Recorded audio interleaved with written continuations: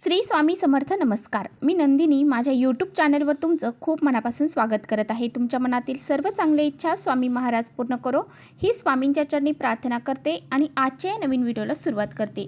तर पहा, उद्या वार आहे मंगळवार आणि या दिवशी आलेली आहे निर्जला एकादशी.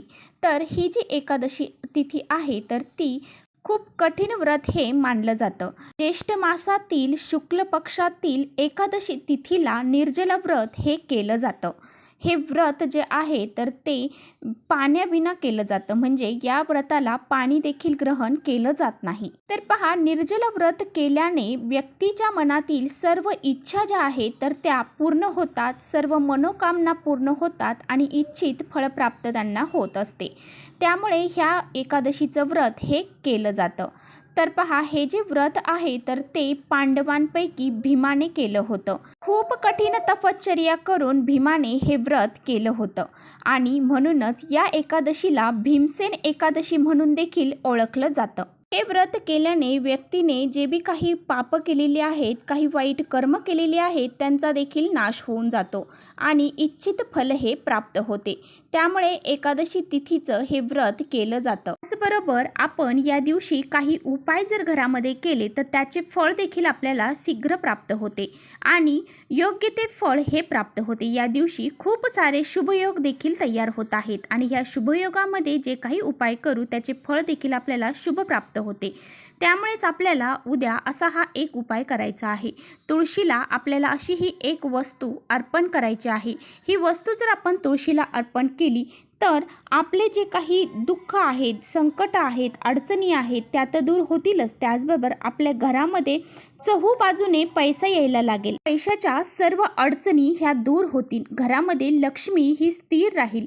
घरामध्ये श्रीमंतीचे योग हे सुरू होतील. आपल्या घरातील दारिद्र्य, संकट, अडचणी आणि दुःख हे दूर होऊन आपल्या घराची प्रगती होईल. असा हा अत्यंत प्रभावशाली उपाय कसा करायचा आहे याबद्दलच आजच्या व्हिडिओमध्ये आपण जाणून घेणार आहोत. त्यामुळे व्हिडिओ कुठे स्किप न करता शेवटपर्यंत नक्की बघा, जेणेकरून तुमच्यापर्यंत योग्य ती माहिती पोहोचेल. आपल्या चॅनलवर जर तुम्ही नवीन असाल तर चॅनलला लगेच सबस्क्राईब करा आणि असेच माहितीपूर्ण व्हिडिओ पाहण्यासाठी बेल आयकॉनलाही प्रेस करा, म्हणजे मी जेव्हा नवीन व्हिडिओ अपलोड करेन त्याचं नोटिफिकेशन सर्वात अगोदर तुम्हाला भेटेल आणि तुम्ही एकही व्हिडिओ मिस करणार नाही. त्याचबरोबर कमेंट्समध्ये ओम नमो भगवते वासुदेवाय नमः हे लिहा अजिबात विसरू नका. व्हिडिओ आवडला तर इतरांपर्यंत शेअर देखील करा. तर पहा, तुळस ही भगवान श्री हरी विष्णूंना अतिशय प्रिय आहे आणि म्हणूनच तुळशीला विष्णुप्रिया, हरिप्रिया या नावाने ओळखले जाते.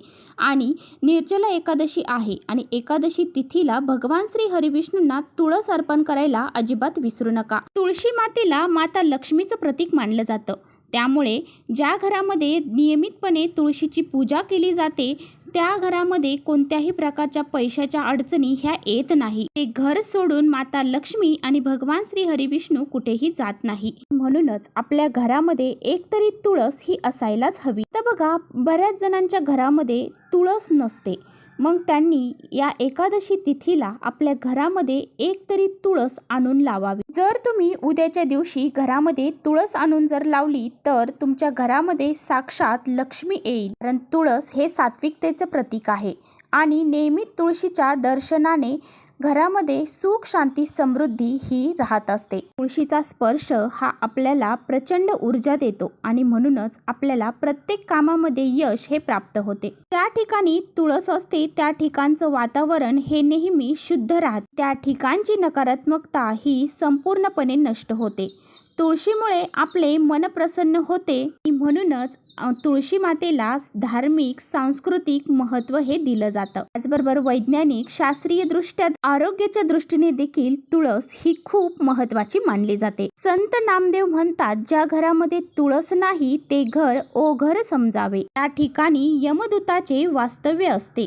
परमेश्वराची आज्ञा म्हणून ज्या घरामध्ये तुळशी वृंदावन आहे त्यांना विष्णू हे स्वतः प्रसन्न होतात आणि जे तुळशी वृंदावनांना प्रदक्षिणा घालतात त्याचे जन्म मरण चुकले म्हणून समजावे असं म्हटलं जातं. त्याचबरोबर संत एकनाथांनी तुळशीच्या पानाचे अनेक महत्त्व हे सांगितलेले आहे. अर्थात तुळशीचं एक पान देखील त्रिलोक्या समान आहे आणि म्हणूनच तुळशीच्या पानाशिवाय भगवंताची पूजा ही कधीही पूर्ण होत नाही. जेव्हा एक तुळशीचं पान हे भगवंतांना नैवेद्य दाखवताना त्या नैवेद्यावर ठेवलं जातं, त्याच वेळेस ते नैवेद्य ग्रहण करतात असं म्हटलं जातं आणि म्हणूनच इतकं महत्त्व या तुळशीला दिलं जातं. आणि त्याचबरोबर उद्या एकादशी आहे म्हणून तुळशी मातेला विशेष असं महत्त्व आहे. तर पहा, उद्या सकाळी तुम्हाला लवकर उठायचं आहे, स्नान करायचं आहे, देवघरातील देवांची पूजा करून घ्यायची आहे आणि उद्या एकादशी तिथी आहे, त्यामुळे भगवान श्री हरी विष्णूंना तुम्हाला पंचामृताने अभिषेक करायचा आहे. त्यांची विधिवत पूजा अर्चा करायची आहे. त्यांना आवडणारे पिवळे फुलं, पिवळे नैवेद्य हे तुम्हाला दाखवायचे आहेत. तुळशीपत्र देखील भगवान श्री हरी विष्णूंना अर्पण करायचं आहे. यानंतर तुम्हाला लगेचच तुळशी मातेला सकाळीच हा उपाय करायचा आहे. पहा, सकाळी कोणतेही उपाय करण्यासाठी जी वेळ असते ना, ती शुभ मानली जाते.